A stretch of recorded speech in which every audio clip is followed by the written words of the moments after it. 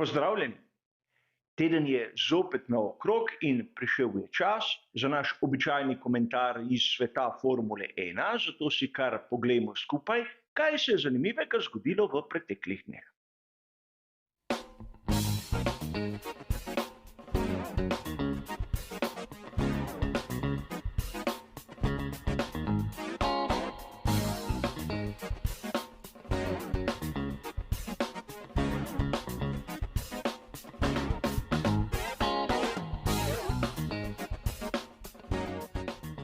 Tudi danes se bomo kot običajno ustavili pri 4 različnih temah, 4 različnih sklopih novic in seveda vsi tisti citirani članki bodo z bližnjicami navedeni v samem opisu, ukolikor želite prebrati, kaj tam piše v originalu. A tudi tokrat, da ne bomo predolgi, je kar najbolje, da začnemo z našim prvim sklopom in poglejmo, kaj se je zgodilo.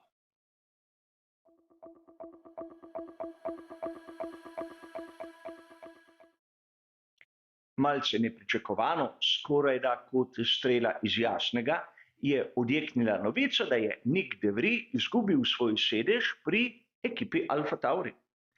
O tem so poročali mnogi viri, spisano je bilo kar nekaj člankov, a sam navajam onega, ki je bil objavljen 11.7. na uradni spletni strani Formule 1.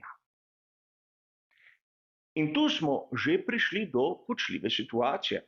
Namreč komaj pred tednom smo v komentarju novic obravnavali izjavo Christiana Hornerja, ki je bila objavljena 3.7. In v njej je dejal, da Daniel Ricciardo v tej sezoni skoraj zagotovo ne bo za volanom bolida Formule 1, vsaj ne na dirkah za veliko nagrado. In potrebno je bilo le 7 dni, da je ta izjava Christiana Hornerja se izkazala za lažno.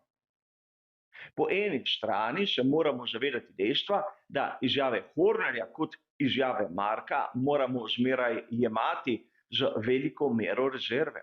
Ampak po drugi strani obstaja še kar nekaj zanimivih dejstev.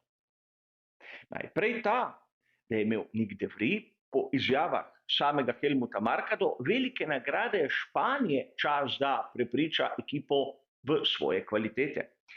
In tudi o tem smo že govorili na kanalu.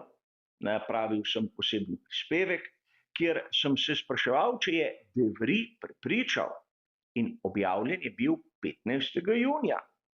In seveda, mene osebno Nyck de Vries do takrat prepričal ni. A po drugi strani, od velike nagrade Španije pa do velike nagrade Velike Britanije, kaj se je pravzaprav zgodilo, kaj se je spremenilo? Konec koncev, dobesedno nič. Nyck je bil zmeraj tam na dnu lestvice in pravzaprav njegov moštveni kolega Tsunoda je bil zmeraj boljši. In vidimo lahko, da v tem trenutku je Nyck de Vries tudi zadnji na sami lestvici, kar ne šteje v njegov prid, ampak po drugi strani, zakaj so pri Alfa Tauriju oziroma Red Bullu tako dolgo čakali? Če je Helmut Marko dal nek ultimat, zakaj ga ni spoštoval? Kaj je kar naenkrat postal tako dobrosrčen in je de Vriesu dal še drugo, tretjo in morda še kakšno naslednjo možnost? Sam sicer ne vem, ampak osebno ne verjamem. A zopet se lahko vrnemo k tistemu, kar smo prebirali v prejšnjih dneh oziroma tednih. Govore je bilo v izjavi samega Hornerja, da ima Daniel Ricciardo že pogodbo in pravzaprav, da ga bomo zaradi tega težko videli za volanom bolida Formule 1. Sicer ni bil ekspliciten, s kom naj bi imel Daniel pogodbo, ampak videli smo v tem primeru menjava Red Bull Alfa Tauri je praktično se zgodila brez težav, zato lahko sklepamo, ukolikor ta izjava drži, da bi bila lahko tista pogodba z McLarenom. In če je tako bilo, bi bilo tudi lažje razložiti, zakaj je do menjave prišlo sedaj in ne prej. Če pogledamo koledar s 24 dirkami, ki je bil objavljen pred začetkom sezone, bomo opazili, da naslednja dirka, velika nagrada Madžarske, je prva v drugi polovici. Morda Ricciardo je imel prepoved nekako nastopiti za neko ekipo samo v prvem delu sezone in ne v drugem. Lahko so se penali drastično zmanjšali med tistim, kar bi veljalo za nastopanje v prvem delu letošnjega koledarja, kot onim, kar se je zgodilo v drugem delu. Ukolikor je pogodba obstajala med Ricciardom in McLarenom, ter to je nekaj, kar vemo, da je bilo, bi to bil eden izmed glavnih vzrokov, zakaj se je toliko čakalo samo menjavo. Konec koncev, viri so poročali o tem, da je Scuderia Alfa Tauri že 11. maja napravila sedež za Daniela Ricciarda. Torej, logično se je spraševati, na kaj so čakali do sedaj, in sam drugega odgovora ne dobim. Seveda, penale je lahko plačal Ricciardo, lahko so mu pomagali pri Red Bullu, ali pa so ti penali dobesedno propadli. V vsakem primeru menim, da tu Nyck de Vries sploh ni igral neke pomembne vloge. Bil je samo nekdo, ki je imel sedež do določenega datuma. Namreč razumeli smo že vsi, da konec koncev zaradi njegovih sposobnosti ima določen rok trajanja. In ta se je iztekel 11.7. Pojdimo k naši drugi današnji novici.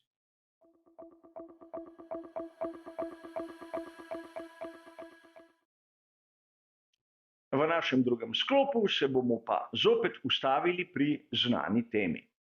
Kot poroča spletni portal motorsport.com v članku objavljenem 11.7., so pri ekipi Williams zaključili z glasovanjem, kakšen bo njihov bolid na prav posebnih 3 velikih nagradah, kjer bodo počastili njihovega pokrovitelja Galf.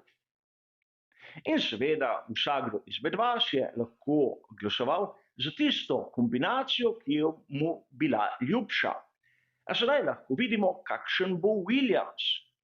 In verjetno marsikdo se bo sedaj spomnil, da v sezoni 2021 je bil McLaren na veliki nagradi Monaka pobarvan podobno.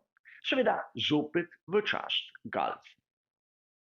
In to ni nič takega, nič novega. Marsikdo, ki ni tako pozoren, bo malce zmeden, ampak vse v tistih mejah normale. A mnogokrat sem sam poudaril, da barvna shema, ki jo gledamo, se ne sme imenovati barvna shema Galf. Galf je znani dobavitelj goriv in maziv iz preteklosti, v današnjem času samo znamka raznih izdelkov, ampak konec koncev oranžna in sinje modra je barvna shema, ki je postala znana na vztrajnostnih prototipih britanske ekipe Wire. Če pogledamo te fotografije, kjer boste videli različne bolide in vztrajnostne prototipe, ki so imeli to pokroviteljstvo, boste videli, da niso bili vsi sinje modri in pravzaprav med seboj kar različni. Že prej citirani McLaren v svojem začetku je bil pod pokroviteljstvom Galfa, ampak še zdaleč one sinje modre ni na spregled. A namesto tega je mnogokrat na primer prisotna tudi temno modra, ki pa v današnjih barvnih shemah ne dobi mesta. Barvna shema, ki je postala bistveno bolj znana po filmu s Stevom McQueenom Le Mans, danes nekako igra na noto nostalgije, kar po svojem ni nič takega. A težava je v tem, da nas praktično te propagandni oddelki posiljujejo z nekimi dejstvi, ki z resničnostjo nimajo nič skupnega. Niti v logotipu Galfa sinje modre barve nikoli ni bilo. Zato menim, da bi morali biti malček bolj pozorni, malček bolj oprezni. A res igrati na noto nostalgije, posnemati stare filme je mogoče uspešno, ampak nekako si prisvajati tisto, kar so si izmislili drugi, v tem primeru Tim Wire, po mojem osebnem mnenju ne gre. Lepo bi se zgodba lahko zaključila, če bi dejali, da so barve Galfa enostavno bela, oranžna in temno modra. In to bi morda rešilo marsikatero zagato. Sedaj pa, ker kopiramo ekipo iz sveta vztrajnostnih dirk, ki danes žal ne obstaja več, prihajamo v tisto stopnjo, ko McLaren iz sezone 2021 bo skorajda identičen Williamsu iz sezone 2023. In to samo zato, ker v propagandnih oddelkih ne poznajo zgodovine in nimajo nobene fantazije. A to je nekaj, kar v današnjem času je izjemno pogosto. Mi pa raje pojdimo na naš naslednji sklop.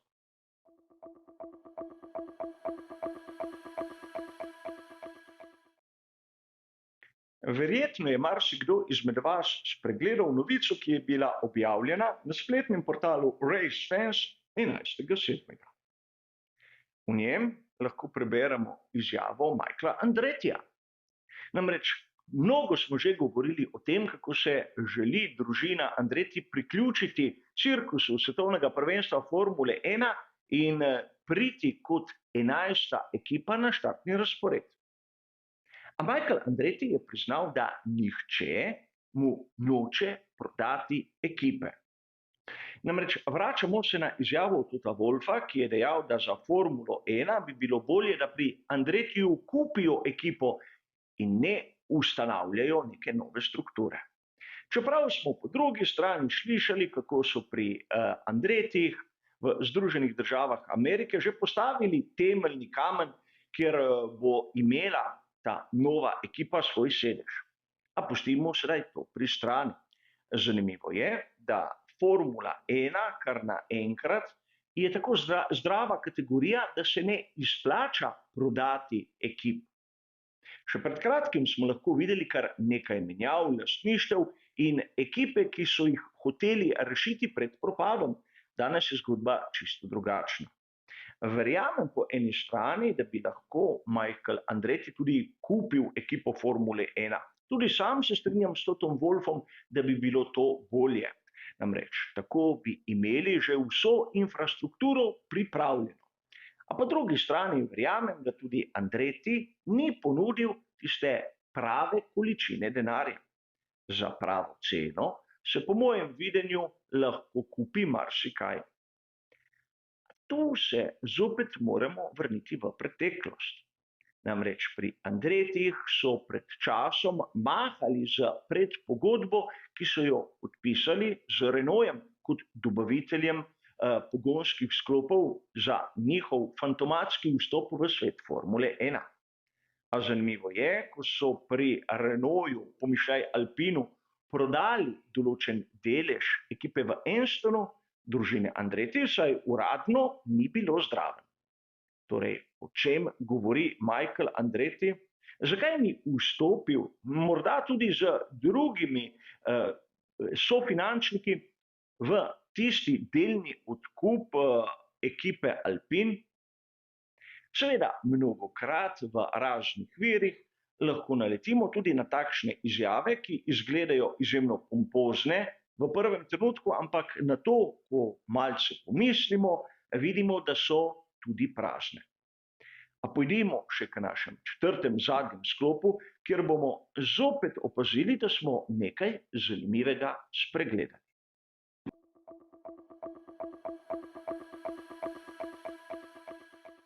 Ste mogoče brali o incidentu med Gaslyjem in Sainzem? O tem je poročal znani italijanski časopis Corriere della Sera 10.7. Po končani dirki za veliko nagrado Velike Britanije je Carlos Sainz mlajši dajal izjave. Pristopil je od zadaj Pierre Gasly, ga rahlo potisnil in mu dejal pred kamerami v mikrofon: "Ne izrivaj me več iz proge." In Carlos Sainz mlajši ga je enostavno hladnokrvno označil za revčka. In zanimivo, ni to, da med vozniki Formule 1 prihaja do takšnih verbalnih dvobojev. Meni osebno je zanimivo, da o tem, vsaj v tistih glavnih pomembnih virih, ni bilo mogoče brati dobesedno nič. Spomnimo se, da moštveni kolega prej citiranega Gaslija Ocon je pred leti se tudi zapletel z Maxom Verstappenom v podobni verbalni in malce bolj hud fizičen dvoboj. A o tem smo bili vsi takoj obveščeni. In kako pozabiti Hülkenberga in Magnusena, ki sta sedaj moštvena kolega pri Haasu, ko sta se na podoben način začela pogovarjati prav pred mediji. O teh dveh epizodah vemo vse, morda še več od tistega, kar smo si želeli. A o podobni zgodbi med Gaslyjem in Sainzem pravzaprav nič. Je to odraz neke politične korektnosti, ki mora veljati v Formuli 1, sam ne vem. A v vsakem primeru mi ni všeč takšne vrste cenzura, ko določene zadeve ne pridejo na dan. A kot običajno, moj oseben pogled, ki se verjetno razlikuje od tistega, ki ga ima marsikdo izmed vas. A tudi tokrat smo prišli do konca komentarja novic, ki je bil letos že 28. po vrsti. Hvala za vašo pozornost in nasvidenje.